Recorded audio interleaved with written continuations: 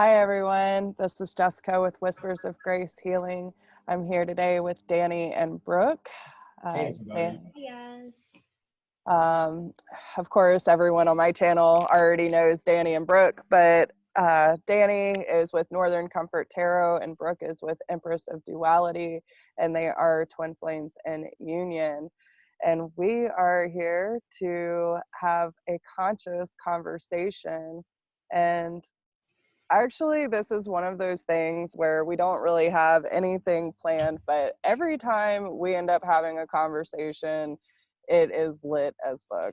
That's so, exactly what I was going to say. so we're hoping that through our natural conversation, that these things that we discussed today will help you some way on your journey. And one of the things that has already come up in just a few short minutes of us conversating before hitting record was themes that we've been noticing coming up over and over again, and soul retrieval and soul alignment. What's the difference? But I feel like this is a really good topic to be discussing anyway, even if it is strictly on themes that we've been noticing in life. Because if you ask Danny and Brooke, they will tell you that coming into union with your twin flame is not all roses and unicorns. It is hard work. And sometimes we have to realize what themes are presenting themselves to us in order to work through our karmic cycles and the baggage that we've been carrying for lifetimes in order to become the best versions of ourselves and for the whole of humanity. So if y'all want to introduce yourself and say a little bit, then we can go from there. Sure. Um, hey, what's up you guys? Look, I'm gonna go ahead and start off with the fact that today my energy has been driving me nuts. I didn't even realize that we were this is exactly what we're doing. It is a whole story, y'all. But I am gonna pull my shit together while we're sitting here talking. But for those of you that are new or might not know, my name is Brooke. My channel is Empress of Duality. I am the divine masculine within our connection. And I am the DF. I am the DF man. Yeah. The Northern Comfort Tarot, that's my channel. I know I came into being, or that channel came into being about a year ago, and I met my twin flame who I thought I knew my twin flame. And me too. yeah, it was divine timing at work after we both kind of were ghosted by our twins or supposed twins or catalysts. Yes, very true. Again. Yeah, and it was a surprise. But nonetheless, that connection between us grew from a friendship into all kinds of twin flame stages happening before our eyes, kind of thing. It grew into a Danny. I just don't have those kind of feelings for you. Yeah. To me moving to Canada, and I'm from Wilson, North Carolina.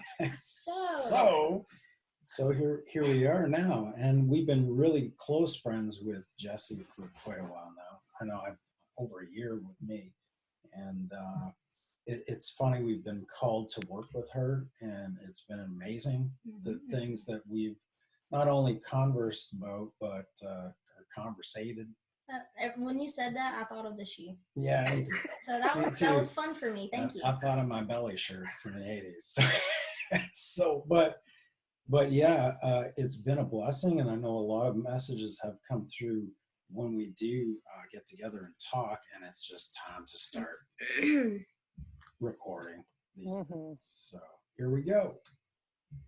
So I will say that, and it's funny because we were talking about the themes and the whole ghosting just came right back around. And so that's a theme that I've been noticing in my own personal experience ever since I met my DM. Like, I never had a problem with ghosting before, didn't even know what it was called, was never on my radar as far as romantic relationships.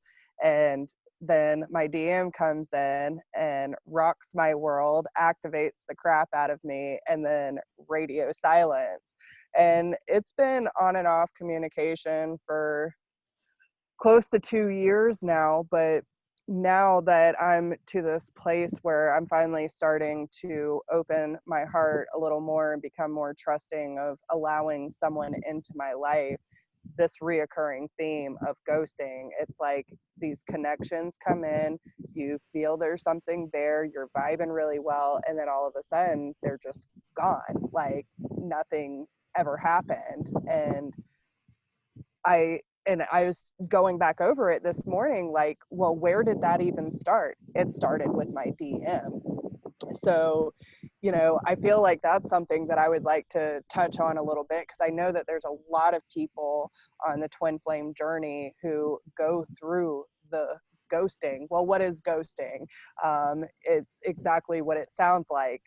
You have someone in your life that you're in connection with, and all of a sudden they're just gone, and it's like either non-communication or social communication distance. And it's like that connection's still there, but there's no physical representation of that connection being there, even though there's an energetic connection. So do y'all have any advice for the people that are watching that are probably going through this, or how do y'all even feel about the term ghosting? Oh, it's a real thing. I don't really know if I even know anyone that I've met on the twin journey. Maybe one person, maybe, and that's just because I never asked, that hasn't been ghosted. Yeah. I feel like we all got to get ghosted at least one time. Right. But yeah, I think Alien Dewey.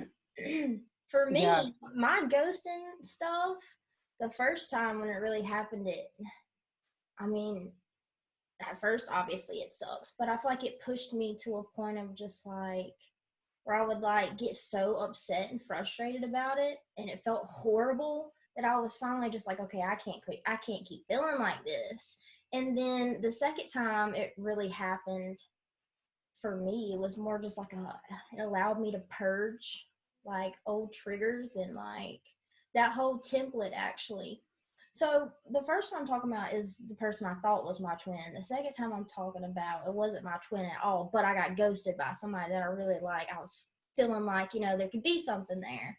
And the second time, I just remember like, for me, for both people, I could never go too deep down into like hating on them for ghosting me. Like, fuck you. Like, did you not see what you had? And like, oh, I wonder if they're with somebody else. Like, I couldn't go too far deep into that because I had like a respect and love for them, because I knew, like, I had seen the good that was in them.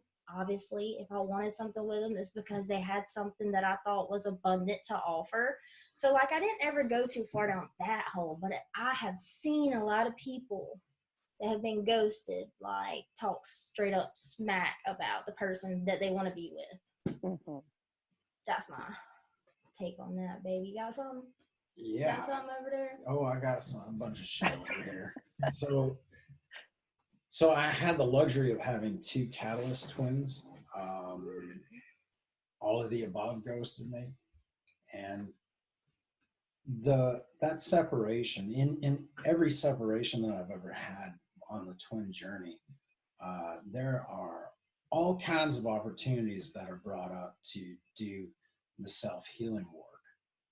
And when like she went down into her depths and said, I can't do this anymore, is really the brink of, okay, I got to do me. And it really shoves that in your face, like when you're teaching a dog not to shit on the carpet. You know what I mean?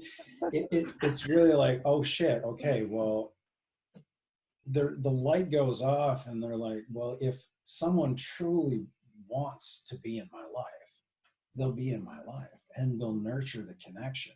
This person hasn't. I got hell sent on believing like, oh, if it's meant to be, it'll be. So that was my way of justifying, oh, it's okay to still think about them and romanticize this and miss them and hold space for only them, and you know what I mean? Like, then that sent me into a whole other thing. Yeah. Now you can go that way, or you can go the route of, okay, I am worthy of great love. And if I don't snap myself out of this, how is my life going to look, you know, 1 year, 5 years, 10 years down the road, if I'm still holding space for a person and giving them energy, and they're not giving any back. Right. You know, that's disempowering. Mm-hmm. And you really, after the 1 year mark of my last catalyst, I was like, I am not going down that fucking road. I'm not doing that to myself. And there comes a point where you have to face the 5 stages of grief. I forget what they are. You can Google them. But the first stage is denial. That's what my purging was. At like the bottom and the core source of what I was purging by being upset by this person ghosting me, which is what it appeared like was going on in my life. But really what was going on is they triggered an old fucking ancient wound of grief. And that was my way of like, you know, releasing it in this life. Yeah. Yeah. And then as you go through the different stages of grief, right, you release that obsessiveness. And I know there are 7 stages they claim in a twin flame relationship, but one of the big stages I think that are untold are the 5 stages of grief. Oh, you know what's funny? And an obsessive stage. Dude, even when you know the stages, it's just it wow. That when I found out the stages, it was like, shit, that's everything that's fucking happening to me in this relationship. I must be on a twin flame journey. I think what really woke me up after the second twin was like, okay, I am on a twin flame journey, right? And I can hold true to that. There's a whole lot of truth to that. But I've been wrong twice with regards to who my twin flame was. And maybe I need to release that idea and move into unconditional love and move into mission on my own. And that was, I don't even think a week went by.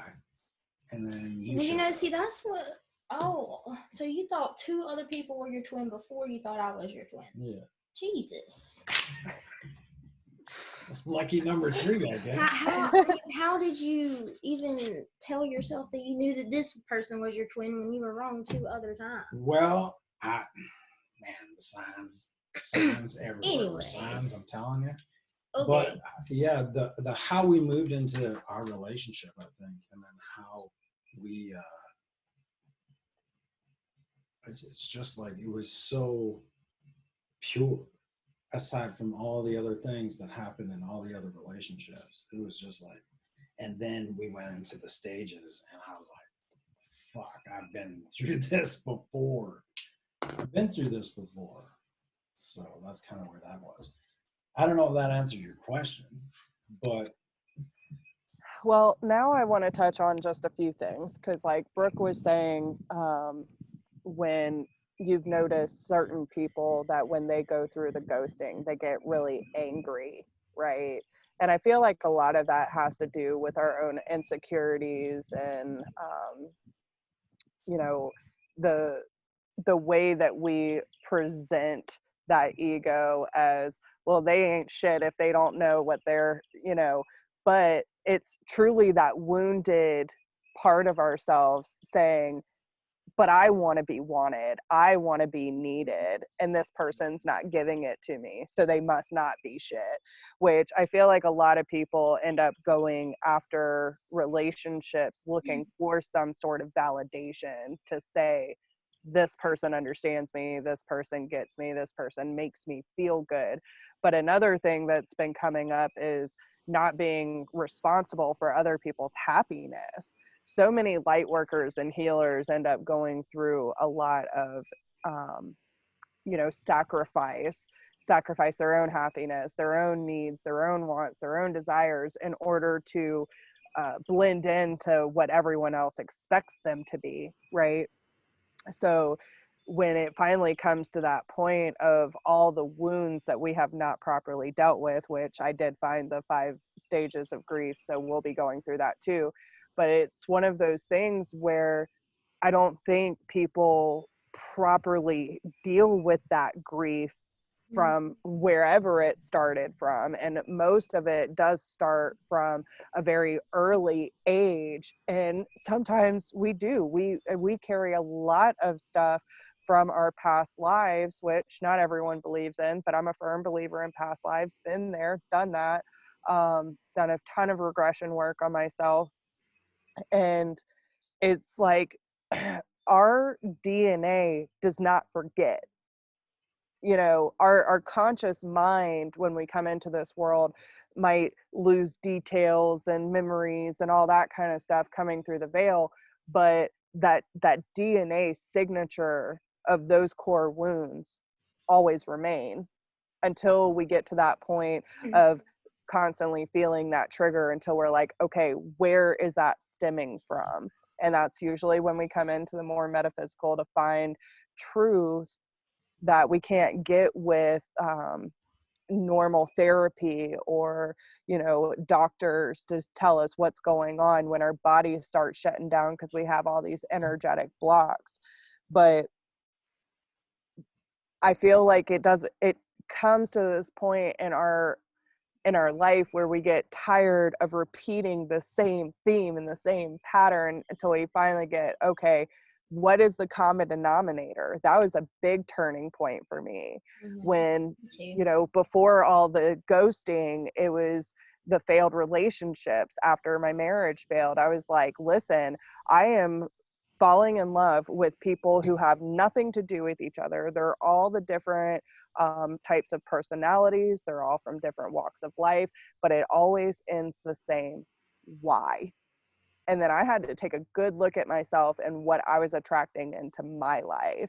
But even prior to my ex-husband, I felt like I was at a good acceptance stage of my past failed relationships, but I never properly dealt with the grief, right? So like, okay, And we have denial, anger, bargaining, depression, and acceptance, right? So I lived in denial and anger for years after my first love. It's so weird to me that anger comes before depression, because Well, anger is a yeah, higher vibration than depression. But right. I would just, I don't know, just Well, and it might not even be that order, but a lot of for some people, people, true. right. And there's a lot of people that end up being in denial of the grief and what they're feeling, that or denial that the connection is over. right, yeah. And then it comes to the point that some people might even be in that depressive state while they're still in that denial and they can't figure out what's going on.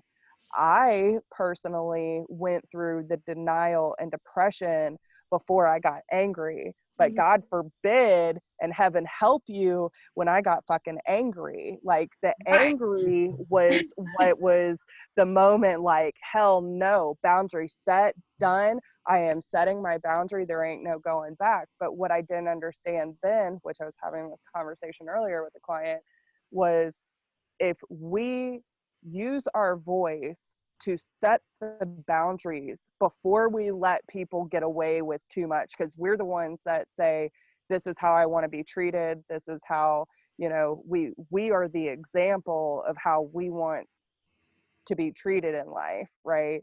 And if we don't stand up for ourselves and set those healthy boundaries from the start, like what's going to stop people from walking all over us? I used to say all the time, I'm not a fucking doormat, but I let people treat me that way. But we get to this point where we stop using our voice, that it becomes the bottleneck effect that leads to anger. So then once the top blows, then we're like, you did this, this, and this on this date 7 years ago, and fuck you. You know, so it gets to that point where we suppress so much that when we're finally ready to use that voice, because you know, the depression and the denial builds up so much that the anger blows the freaking lid off. And then it comes to that point of um sometimes we might even bargain with those people. I've done that. And if I didn't set my boundaries in place and they kept overstepping, right, then whose fault is that? Because I didn't stand up for myself, right? So, but I felt like a lot of the acceptance happened way later down the road when I actually gave myself time to process. And I feel like a lot of people forget that step of actually processing what just happened, why it happened, and where do I go from here. So Yes. many people are looking for the next step already, but if you don't give yourself time to process why you're hurt in the first place and what was your part in it, so many people are looking to point the finger at you made me feel this way, but what was your role in that, right? Mm-hmm. So um but I feel like it's just important because when it really comes down to it, all of us have baggage. We all have something that we're carrying, whether it's from this lifetime or past. And it's getting to that point of realization when you get tired of living in the same theme and you get tired of your own shit is when you start making the necessary steps in order to change for the better. Yeah, and I know the second catalyst twin that I remember vividly being downstairs and her pushing my trigger buttons, and it was just, do you notice the patterns? Do you notice the patterns in your past relationships? Do you notice the patterns? I'm like, fucking patterns. What the fuck? Like I gave her that trigger word, and she used it to the fullest. And in the depths of the dark night of the soul that I went through, I found that like, why do I asked myself, why do I keep falling in love with emotionally unavailable women? Mm-hmm. And what came out of that, like, and why is it always end up as unrequited love? You know what I mean? It's just I love them, but I'm not receiving as much as I'm giving, kind of thing. And it was because I didn't love myself. And if I'm not giving myself love, then how am I going to attract someone that's going to love me when I don't even love myself? That reminds me of the first time I ever heard it was like a teaching or like I don't know.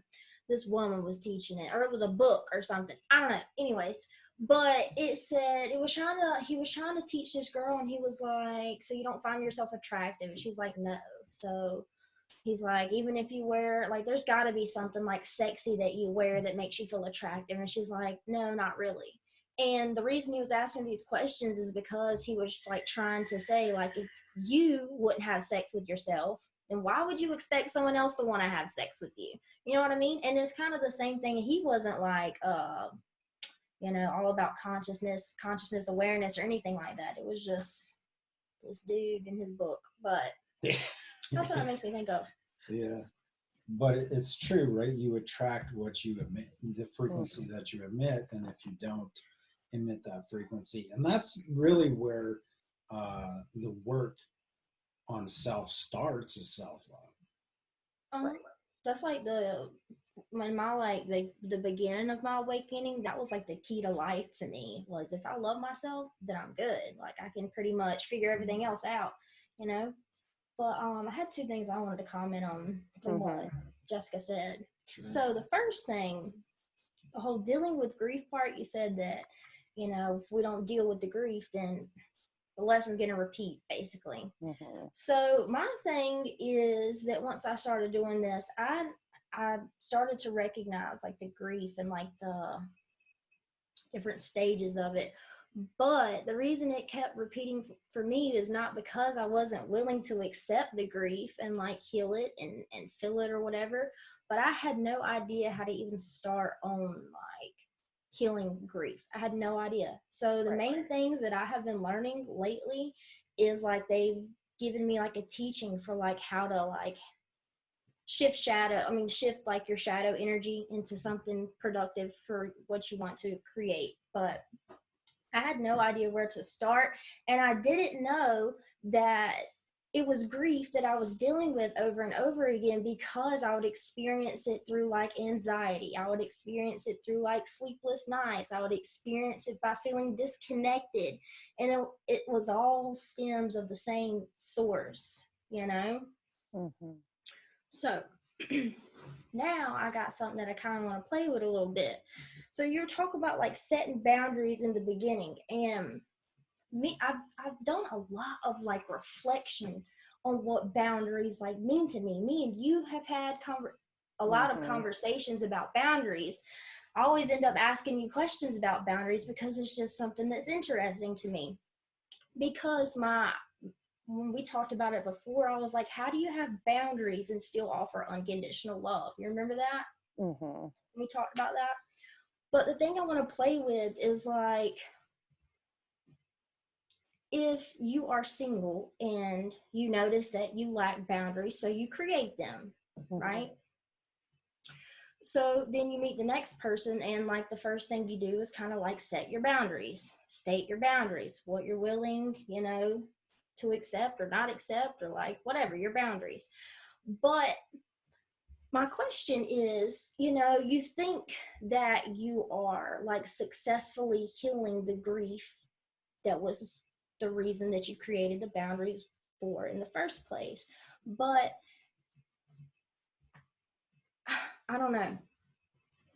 But like by feeling the need to state your boundaries in the beginning of a relationship, could that not just be your ego's fears protecting you in a way that looks like it's not protecting you, that looks like it's coming from self-love? You know what I mean? Because I feel like if you really believed in the boundary that you set, you wouldn't have to set it. It would be what it is. And you wouldn't really have to state that it was your boundary if you really believed in your boundaries, because you would trust your vibrational set point and what you are attracting to you. So you would know that that's what you were getting in return. You know what I mean? That was just when she was talking about that was just a perspective that I had that I figured we could play with. And Okay. this is where shit's about to get lit. All right, you ready for this? So, okay, first let's start with unconditional love. So, unconditional love is where it doesn't mean that there's a lack of boundaries, right?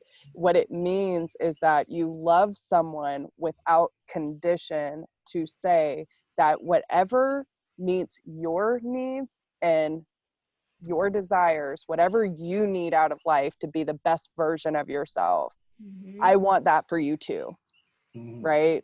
Without, worrying about what the outcome means for you. It is unselfish, right? But at the same time, like, and I understand what you're saying, but there's also a different dynamic there. I feel that most people don't just come out and be like, oh, I'm connecting with this person, let me lay down the law. You know what I'm saying? Usually when we start setting our boundaries, it's because something has come up. Now, what are most of our boundaries? It's to say that I want you to love, respect, cherish me, be my encourager, be my supporter, be my comfort in life. I want you to add to my life, not take away from it, right? So it's important that no matter what, because let's be honest, no matter how high flying you are, there are going to be people that come into your life that are possibly at a lower vibration than you. That's okay. What we don't want is to keep low vibrational people that are not willing to rise up with us, right? So I always say you want to attract people that are either at your vibration or higher. But then what about those lower vibrational people? Us as healers, we're going to attract people who are at a lower vibration, that have been through similar circumstances as us, that want the help to succeed in life. right? I think there comes But a point when we do attract lower vibrational people. We do offer guidance through just being us to that they can raise their vibration and continue on with us. But if they choose not to, they fall away. exactly. And it is not our responsibility to enable or to carry someone through their process. Because So that there is disempowering. it is. It is. It's Like, you disempowering. cannot expect someone to walk if you take their ability to carry themselves, right? So, with that being said, I feel like a lot of what happens in toxic relationships is we end up enabling behavior that we know is based off of their own traumatic experiences, whether it's a need for control or manipulation or cheating, lying, all this stuff. Most of us have been through a relation like this. And but then again, it's all taught us so much about ourselves in order to become the healers and the light in this world that it so desperately needs, because we made the conscious decision to stop the cycles in their tracks and start a new life for ourselves with a new storyline, right? We talk about the storyline all the time. um but I also feel that, again, we're not just like having people come into our lives and then say, this is what I expect from you, and if not, then you're no good for me. But it's also coming to the awareness of saying, regardless of where you stand in my life, if this continues forward or if it falls away, I'm okay with that. But I know what I need to thrive in a healthy, dynamic relationship. And if you're not that fit, then okay, there's someone else that's a better fit for you, right? um, but I feel that no matter what, I haven't personally experienced it to say, a high vibrational person is going to come into my life and I'll never have to set a boundary, because I don't necessarily think that exists.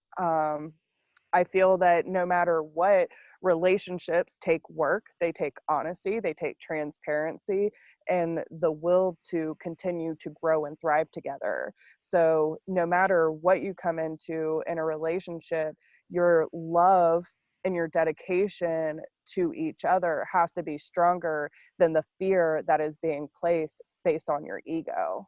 You know what I just thought about? So here's here's why I have a fucked up relationship with boundaries, okay?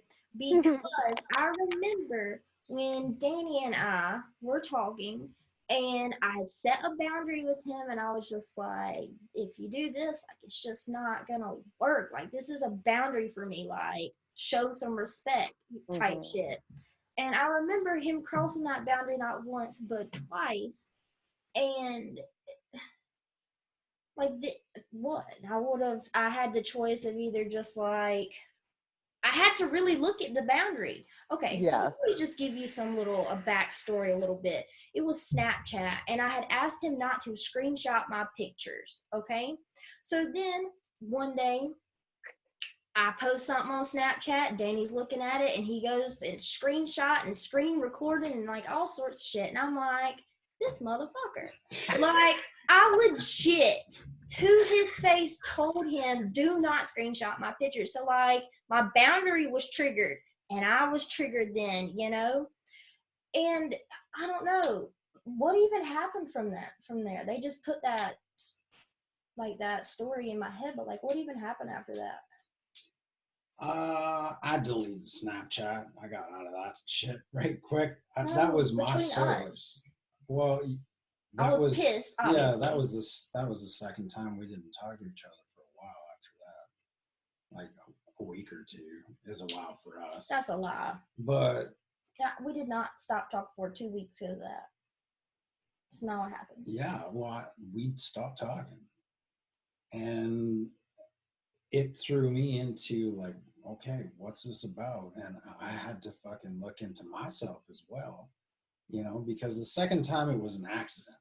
First time it was intentional. The second time was like, well, I want to see if Snapchat kind of rats me out, right? Oh, when they do. And Right, so the unknowingly that I fucking pushed the button, I already pushed the button. So the first time you crossed the boundary, all hell was breaking loose. I was just like, okay, well, just don't do it again. No, that time I think it was 3 days that we didn't speak to each other, and it made me look into where does this come from, and what was the. So then the second time you screenshotted my picture, and I was just like lost for words because like I knew, oh my God, it's Danny. He's so much love. You know what I mean?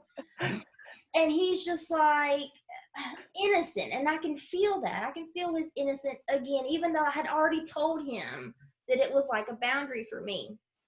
But I mean, obviously, I don't remember how it all played out, but obviously that wasn't a boundary that was too.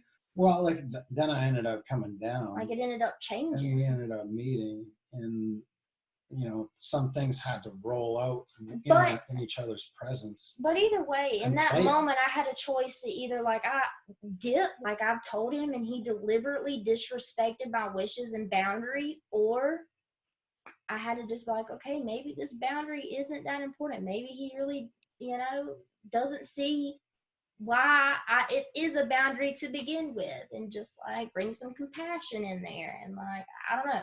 I remember that picture too. It was you were wearing the necklace that I gave you. I can tell you. It was you were wearing the hula.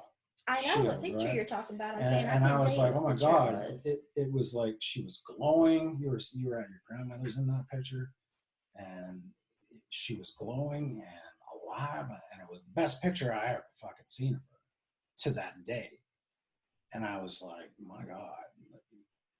I wanted to celebrate. And to me, I was like, okay, that still doesn't justify because I told you not to do it. But yeah. Okay, so what I want to kind of touch on is why was that boundary so important for you? Because it was like, if I ask you not to cross a line, it was like out of respect. Okay. But why did this screenshot bother you so bad? Like, why did it trigger you? Oh, just the screenshot in general? Yeah. Mm-hmm. Well, because like what made if I wanted you to have the boundary? picture, I would have sent it to you. Do what? I said, why did it turn into a boundary? Oh, because if I wanted you to have a picture, I would have sent it to you. But you also posted it on social media. Yeah, but it was Snapchat. But that picture and ended up it was on and he was screenshotting my pictures, and I was like, it was on Instagram too, so I just took it from there because like that's public domain, right? So if it was even that picture for one, it was. Okay. Oh, it's burnt into my head. That whole thing went down for that picture. Yeah, but who knows if I posted that Instagram picture the day that I posted it on Snapchat. But anyway, because he would screenshot my Snapchat pictures and like to a point, way too much, to a point where it was kind of just like, why are you screenshotting a picture of my leg? You know what I mean? Oh, that one was the first one. Yeah, that was. And then setting it as your background. Okay? That was because it brought so much. Just of my legs. Peace to me. How an Empress. I dubbed that picture Empress at Rest because it brought fucking peace to me too. Right. You know what I mean? Like, I don't know. I've got an eye for beauty. Just so happened to be her leg in a tree. My legs in the tree. My head chopped off, but my legs were there. Yeah. So did you have a problem with people screenshotting your pictures before, or was Danny the first one? He probably was. I'm sure he was. I don't know, but I'm sure he wasn't the first one that I was like, can you not screenshot my pictures, please?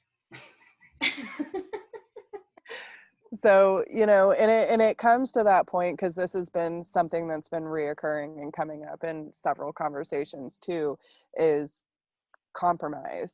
Like you said, is that boundary absolutely necessary, or is that just something that's creating comfort for me, right? Which we all know in the twin flame dynamic, they're going to make you uncomfortable because they're making you look at everything as a whole. So and I'm like, this dude is weird. And I'm sure at some point you probably have had problems with invasion of privacy, correct? Oh, And that's probably why that's triggered you so much, because again, you're saying, if I wanted you to have the picture, I would have sent it to you. There's no reason for you to take the picture without my permission, even if it's on social media. So you got to kind of ask yourself, in those circumstances, is the boundary absolutely necessary in order to create comfort?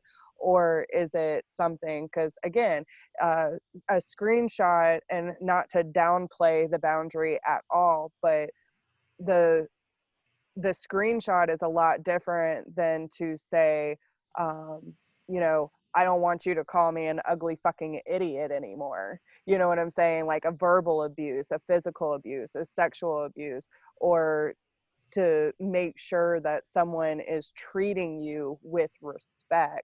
It's now Danny, I'm sure, has taken accountability for his actions. He got rid of Snapchat, but it's also, you know, like I was talking to one of my friends about it, and due to her work, she, you know, has to work with a certain clientele, and her partner was not too fond of that, and it started creating a lot of resistance because she doesn't want him around the opposite sex. Well, this is her job, right? But as a hairdresser, listen, me and her have worked together for a long, long time, and we have always done people on the side. Like if we're not there and we need a few extra bucks, yeah, we'll go over to your house, especially if we know you. It's not like we're just going over to rando's house, you know. But I feel like that's kind of where the compromise needs to happen, because a compromise isn't saying like, I want you to do this because it makes me more comfortable and my way is the only way. It's, I feel like when these conversations happen and need to happen, it's coming to a solid middle ground to say, I understand why this upsets you, but I also have priorities. I have a life, whatever, but this is what I'm willing to do in order to kind of bridge this gap, right? So he could have stayed on social media, he could have stayed on Snapchat, and could have just not screenshotted anymore. But in order to make sure that he was not Doing that again. compelled to do it again, he just got rid of it altogether, which it worked for him. You know what I'm saying? But that's what we do for people we love, right? It's not to say that everything's always going to be easy and that you're never going to have to speak up for yourself, but it's also having enough awareness to say, I can see this makes them really uncomfortable, and regardless of, you know, what that means for me, this is what I'm willing to do in order to make sure that we have a cohesive relationship. So just you putting know, that out there. I just want to add one quick little thing that I Mhm. wrote here. I got something Is to this, so when we're triggered, right? A boundary is crossed and we're triggered. Right. That trigger, right? It's kind of asking us, is this boundary good, or is it solidifying an outdated belief created to initially protect you, twin flame shit, Mhm. initially protect you, but now it's holding you back, and the trigger is the body's way of saying this belief isn't serving me. I got a different way of hearing that. So as I was looking back as to why I would create that kind of boundary, actually not why, because I thought I created it for a reason and I created it for a completely different reason. But I'm looking at my fucking paper. I'm just thinking this would be a perfect. Don't act like you weren't just over his shoulder at the beginning of the video. I didn't see what you wrote. This could be like a part of the twin flame game we're gonna come up with. So all three of us, we teach consciousness and awareness, okay? And when you become conscious and more aware of your consciousness and what it has created and what you are creating. So here's the thing, like when you step into consciously creating your life, you really, really, really got to figure out what you created before. Because if you don't, it's going to repeat and it's going to repeat and it's going to repeat, and you're not going to know why, right? So when I look back as to why I would create that, so I started writing, if I set a boundary and you obey it, okay, I'm safe, because I set a boundary and you respected it, so okay, I'm safe with you. If you obey a boundary, if I create a boundary and you obey it, I can trust you, right? So on a subconscious level, that's why I would create something like that, because if I create a boundary and you obey it, then I can trust you, then I can love you, then I'm safe, and all these other things. But really, now that I look back at it with consciousness, that boundary was created from a wound. That boundary was not created from love, which is that's what Jessica was talking about, like why did you, or why are you really creating a boundary? Are you creating it to protect yourself, or are you creating it to love yourself? But yeah, through that boundary for me, that was created from a wound, obviously, because that was my way of figuring out whether he was safe or not. Yeah, but it was also, what I learned was it was also conditional loving at the same time for me in that situation. But okay. Yeah, there was something that came up too, is like, I've lived my entire life not knowing what a fucking boundary was. Right. Because, well, yeah, because I didn't really have boundaries. And then there come a point when all this boundary talk, because and in the second catalyst, there was boundary things going on too. And I was like, really, I need to fucking figure out what boundary means first. All right. Mm-hmm. Because, and when I really got into it, and I asked Spirit, like, give me some guidance on this, and I'm hoping it comes out right. Ethan, you just fucking take over on this. But a boundary isn't something you put in place for others to uphold. Right. A boundary is put in place so that you can uphold it. Mm-hmm.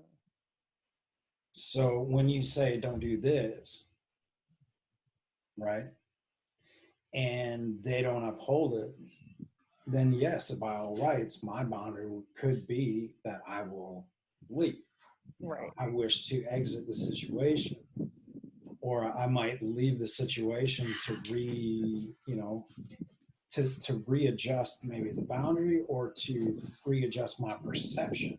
Exactly. Of And what's sometimes happening. distance is needed in order to reflect on that. Yeah, and that's where separation, and this is another note I wrote down, that's where separation gives you the place, the space, and time that you can be alone to reflect.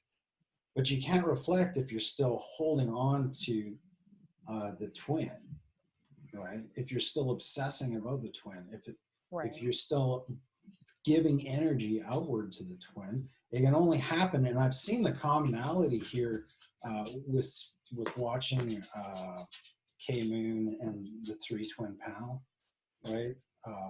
The similarity there was there has to be a complete and absolute letting go first, Mm-hmm. before, and then cutting of the energetic flow to them, right? Before like any more movement could come. And then usually when you cut that energetic flow off, they're like, wait a second, something's missing, right? Something's missing here. I'm missing something. And it's because of that energetic flow being cut off that they end up texting you the next day, or calling you, or coming in. But it's absolutely necessary for you to give yourself that space, and even understanding that that's a boundary in place by fucking source energy, to make sure you give yourself that space before any kind of union can happen. Because it's in this journey, especially with Brooke, like I saw, and you were right there on the other side of it when I was like going through those fucking motions. I saw that there had to be that, all right, then this should just, I can't give any more energy over, because I need to seriously sit down with myself and start ripping out the roots of what needs to be healed within me before any kind of union is going to take place, right? And that's the work that has to be done in order to usher union in. Now, source can only help you with that if you're truly fucking digging out all those triggers, going through them, either by utilizing others as triggering you to fucking really see what needs to come out and what boundaries need to be hacked away at. But that has to take place, because I know when we got into union, what has to take place for what? For your twin to come back? Like the work on self and the triggers that need to be healed before that foundation is laid for them to come back. So I want to just speak on real quick something that I noticed within my own experience. And it's kind of hard to kind of put into words, but y'all work with me. Jessica, help me out. So when we have to release something to gain something, but here's the thing. If, like he's saying, you know, maybe you have to release your twin grip on you, I guess, to allow the connection to flow, right? And without doing that, you know, the connection's stuck where it is, right? Yeah, there has to be that release, because you're trying to put something in a spot that's already filled. Okay, right. So one thing I want to point out is this release that he's talking about. I remember, like, I used to think, like, when I'd hear tarot readers and they'd be like, you got to release it.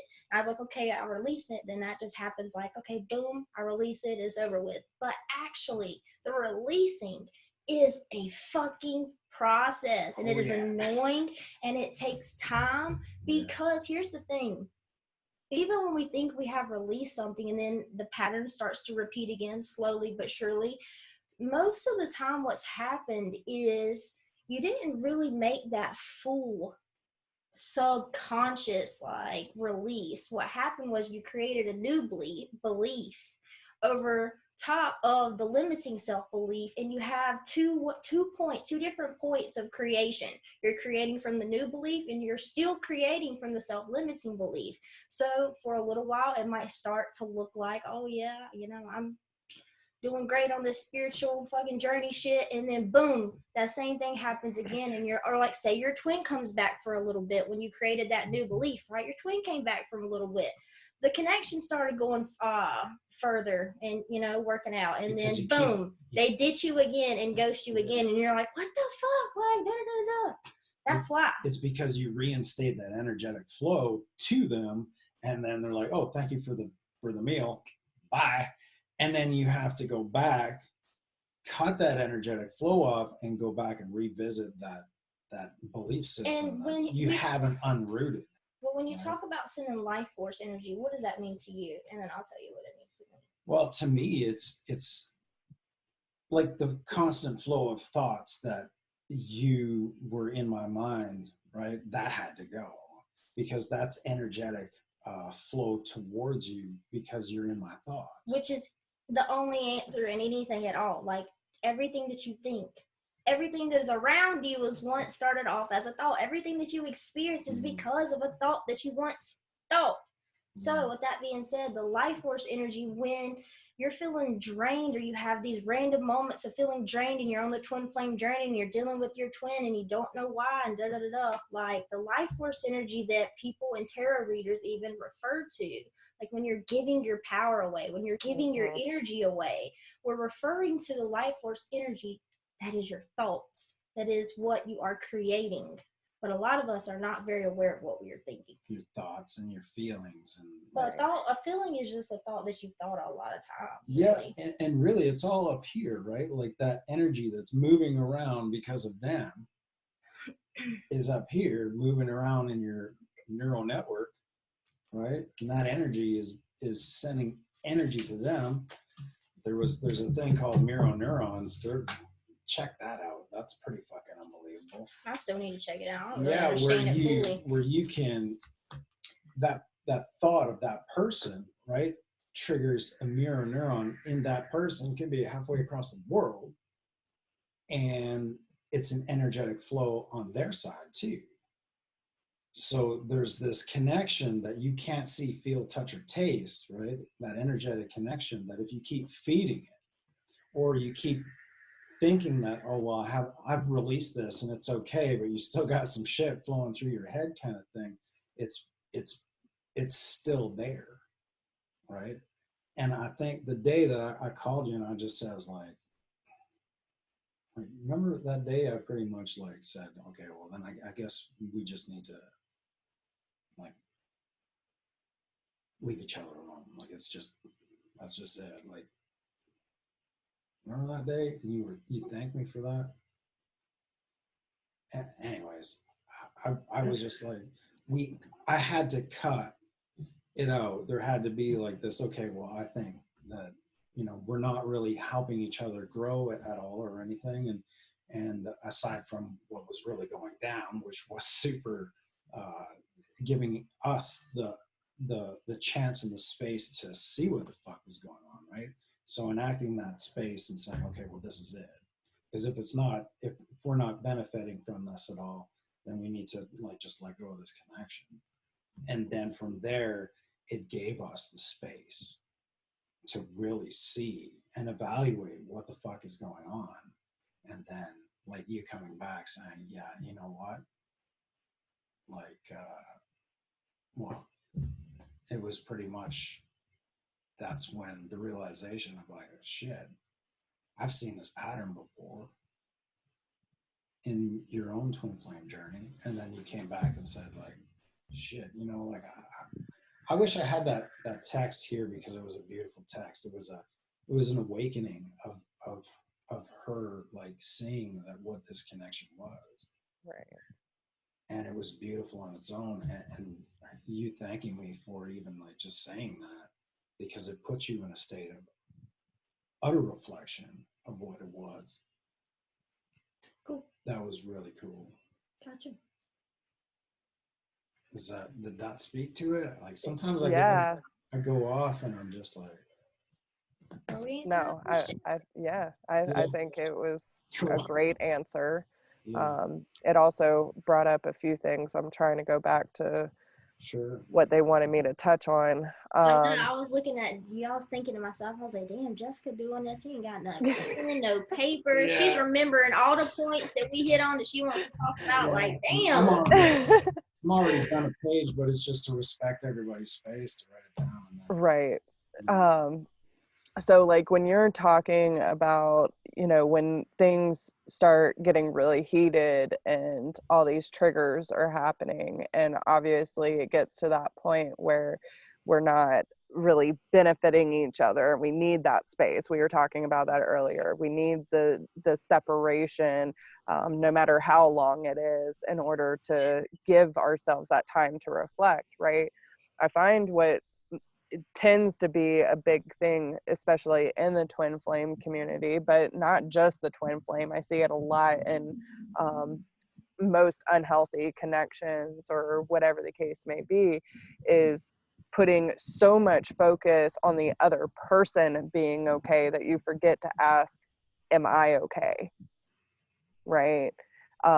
We tend to, and again, this sacrificing my own wants, my own needs, and and I guess some people would consider that selfish, but again, how can we take care and do what we need to for the collective and for the benefit of the whole if we have no idea how to do that for ourselves? How can we be the teacher if we are never the student, right? Yep. So I think it comes to that point of, no matter what kind of relationship or whatever label you want to put on the connection, it's getting to that point of realizing that when shit hits the fan and you're meeting all this resistance, ask yourself, because we're talking about the thoughts, where are my thoughts and my energy going to the majority of the time?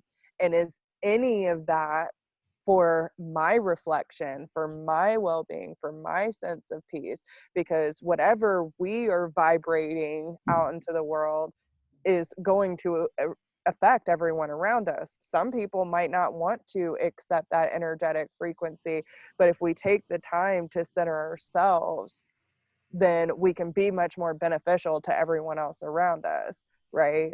Yeah. So, but if we continue to allow ourselves to move into everyone else's energetic frequency, because I know as a healer, one of my biggest things, especially being tapped into the collective consciousness, is deciphering, is this really mine, or am I helping the whole world be able to move through this pain right now? And I have to disconnect. And that's why, you know, like with my videos, I'd rather put out quality than quantity, because I'm not going to do a video if I'm not in the energetic frequency to do so. I feel like it's a disservice to myself and a disservice to other people, because I'm not at my best, right? But I also used to be one of those people that felt, you know, no matter how many people I had around me, I always felt lonely, but I felt the more people I have around me, the better I'm going to feel. And that wasn't the case. And I was always scared of being alone. And now I truly enjoy my solitude, but it also makes me a little more grateful for the beautiful connections that I do have in my life, because now I can really lean into that more when I need that energetic exchange, and I'm fully present for those exchanges as well. So again, I feel like that's a really important thing when you start, no matter what kind of relationship it is, whether it's your parents, your friends, your significant other, even your siblings, you know, ask yourself when shit starts getting crazy, especially in the mind space, like, where is all of my energy going, and am I giving my power away to something that is beyond my control? Right. Beautiful. So Yes. Separation, when I was going through stages, didn't matter who it was with, there came a point where separation was a gift. oh yeah, absolutely. And I think when you get to that point,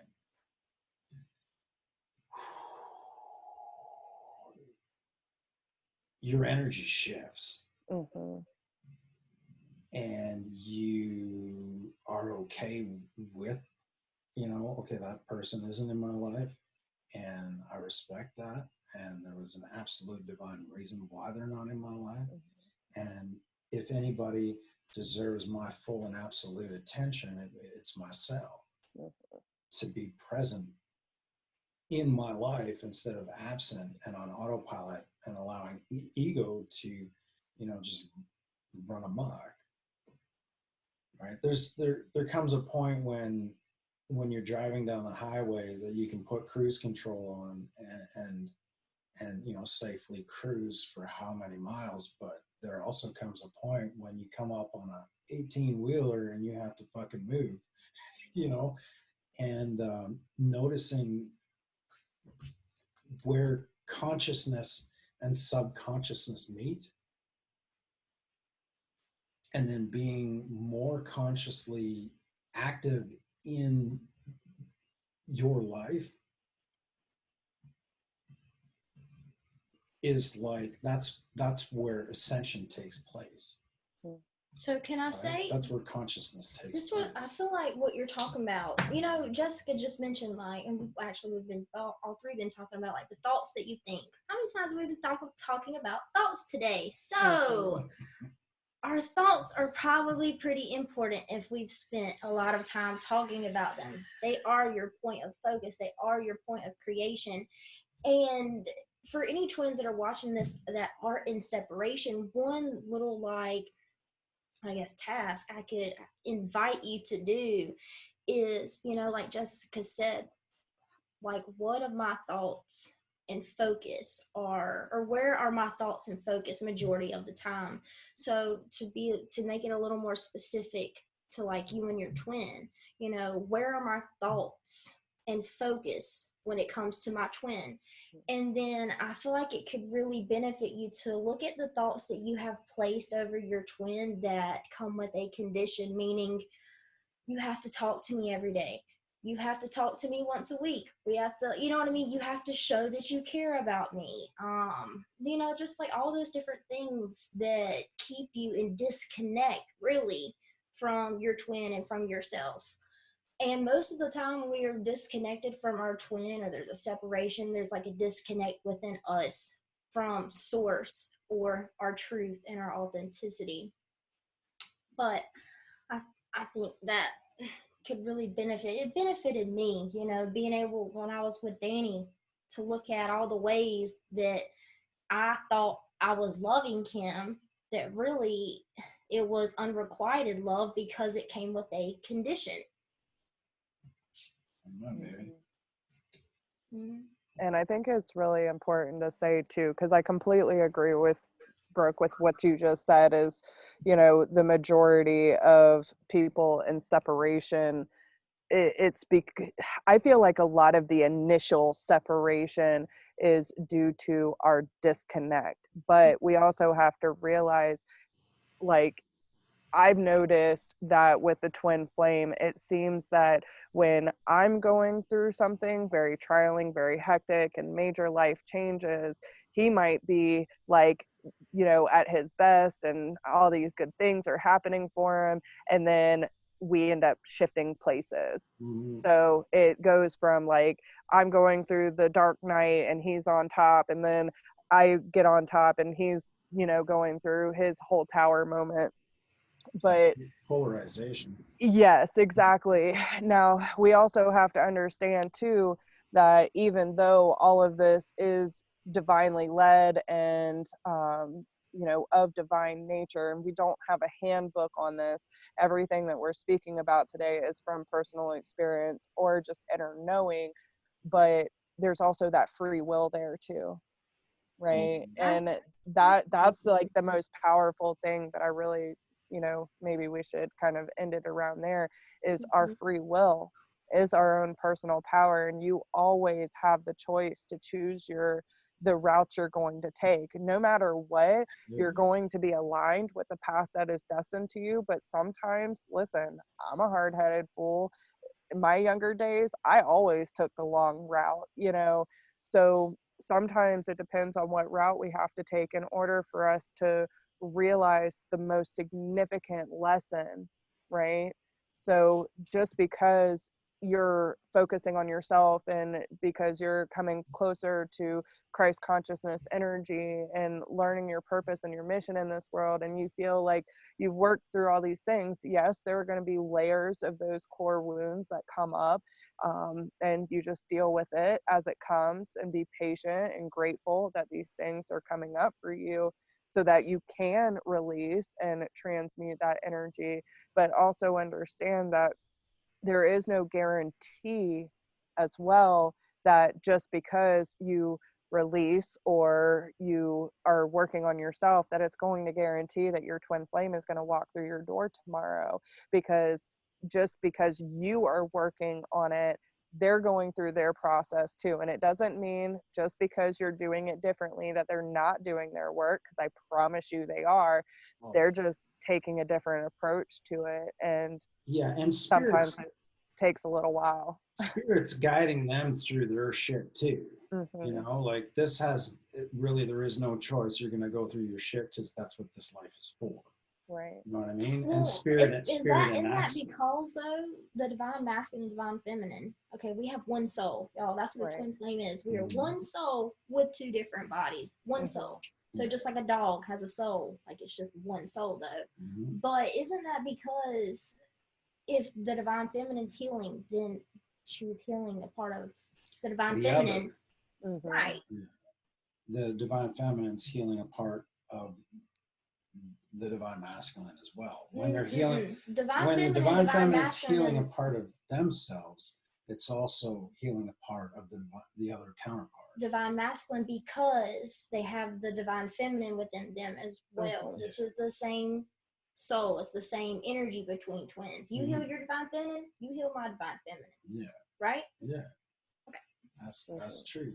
Now, there was two things I kind of wanted to end on. One was, okay, there's reflection, right? The mirroring, and then there's projection as well. Right. So when you feel like a part of the projection, I'm gonna go towards the mirroring. Did I tell her about mirroring?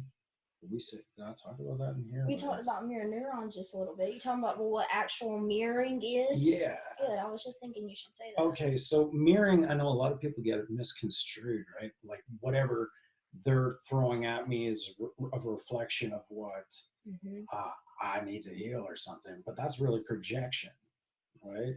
So when, let's say, your twin triggers you, and everything that you say coming out of your mouth and thinking, that either you're about to project or that's going outwards, that's what you have to look at, because that's a little funny. That's the reflection that they're giving you, is what you're thinking and feeling and saying is the reflection that you need to look at, because those things inside of you need to be healed. So the reflection isn't what your twin is saying. It's not, oh, everyone always says that I'm afraid to be alone. That's what every one of my boyfriends says. Every single one of my boyfriend comments that I'm afraid to be alone. That is not what they are reflecting back to you. What the mirroring is when they always say that you are afraid to be alone, what thoughts come up for you? How do you perceive them when they say that? How are you perceiving yourself when they say that? What emotions come up for you? And that is the actual mirror. Well, you're looking at my shit, why don't you look at your own shit? Well, maybe that's you telling yourself that maybe I should look at my shit. You know, that's mirroring. Projection is when you're projecting outwardly, and you want them to change and stuff, and it's not really going to serve anyone. So being more consciously aware of the projection that you're putting out, because that's the mirror that you need to see, and that's what needs to be healed within. Now, also when it goes back and coming back to the ghosting thing, and all the way back to the beginning. The beginning, yeah. Nicely done, NCT. It's a circle. It's really saying, I honor your ghosting me because you are reflecting my need to refocus on self.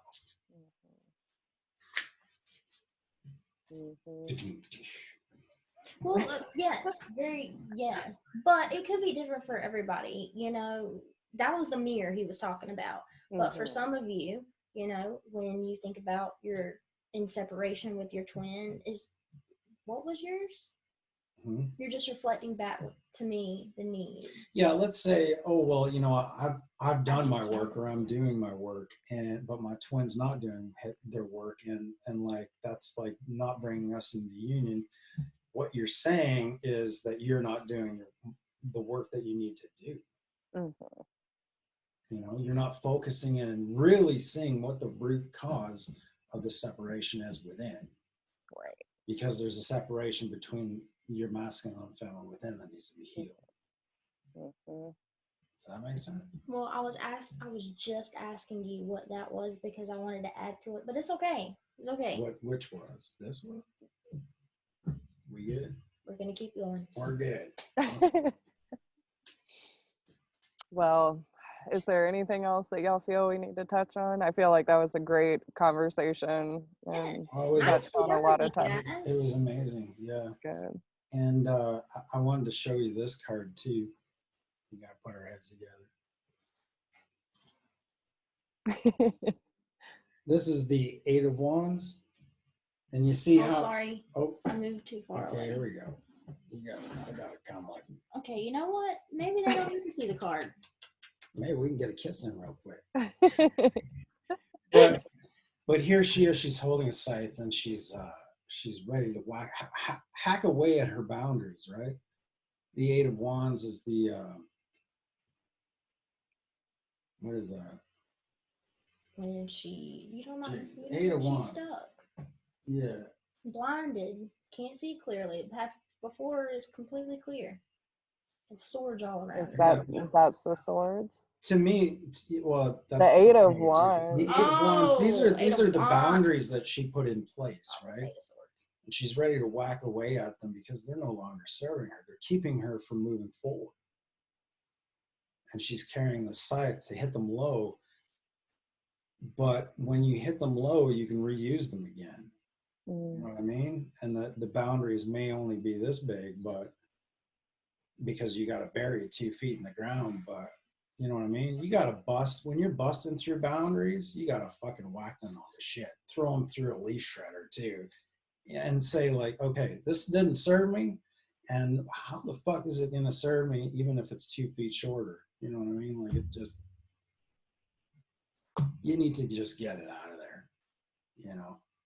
So going to the root and the core of why this boundary is here, what is enabling this belief system that is no longer serving me, and doing that 21-day of affirmations that we've been doing so diligently, you know, like rewriting that whole belief system to reestablish a new neural pathway in your mind, and allow the other one just to like dry up.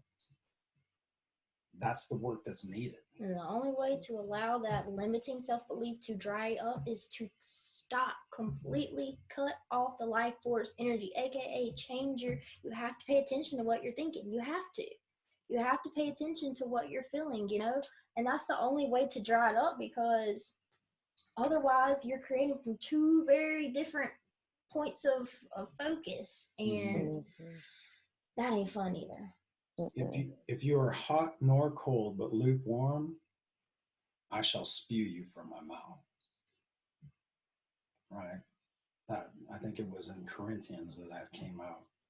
And the kingdom of heaven is yours to have now. But it really takes that self-reflection to say, okay, all right, I need to put this connection down and go within and really reroute that. You know, I don't even think we realize how we plug into energies, like the whole, you know, ghosting thing. And, you know, you're going into your beliefs and you're changing that belief, right? And you have this limiting belief and you have the new belief. But then to really cut the energy flow off to the limiting self-belief, let's go with, you know, the grief that we were talking about earlier. Damn it. This is the second time I've lost that one. Hold on. Give me 1 second. Well, I'll start talking and she'll remember. So. Oh, we don't realize how we plug back into the same self-limiting belief. So if your self-limiting belief, you notice and pick up on that you start to feel unworthy, you start to feel disconnected, you start to feel ugly, you start to doubt yourself and everything that you say. If those are the emotions that are tied to the limiting belief, and then you create a new belief, even if you're not thinking exactly what that old belief is, if you plug into, if you start to feel unworthy, if you start to feel like you're not good enough, if you start to doubt yourself, even if it has nothing to do with that other, that limiting belief that you're trying to change, it doesn't matter. It's the same fucking energy, and it's the same thing, and it's going to get you the same thing. Every time. That's why you have to know the emotions that are tied to your self-limiting belief, so that you can recognize when that energy is before you and go the other way with your new belief. Yes, babe. Yes. That was hard. Okay, I'm glad I got that out. This leads into speaking to you at home. You have a twin flame couple here. We've got all kinds of union energy and gumption and knowledge and wisdom to work with people. Jessica, she has so much wisdom within her and the tools to help you and guide you through your separation or whatever you're going through, to reprogram beliefs. She is the twin flame whisperer. If it wasn't for Jessica's tools, no, for real though, real quick, we need to shine Jessica. Oh yeah. If it wasn't for her holding space for me, if it wasn't for her helping me, you know, with limiting beliefs and seeing core wounds and the emotions and just all this shit, you know, like we could have even been in separation at some points, because like a lot of the conversations that I had with Jessica really allowed me to look at myself differently, which allowed me to look at you differently. Yeah, same here. So there, with that too, like you don't have to do this alone. Okay. Sometimes we do need help, and that's another step, is like realizing I can't do this by myself, you know. And really the first step is looking outward for others. But like me and Brooke have coaches, and we're about to enter another mentorship with Twins in Union to help work through the things that we're going through. That's Alan and Sandra, and Nick and Dove are going to help us with solar alignments and stuff. But we have to reach out and get the tools that we need that we don't have. Otherwise, we'd inevitably, I guess, would be getting these downloads from spirit too. But we're just like, we can't. There's no waiting. we need that extra help, and we're here for you guys. I don't even think that Jessica it's extra help. It's just, guys. this is what we were designed to do. I was designed to be the divine masculine, and you the divine feminine. We're going to create some motherfucking love.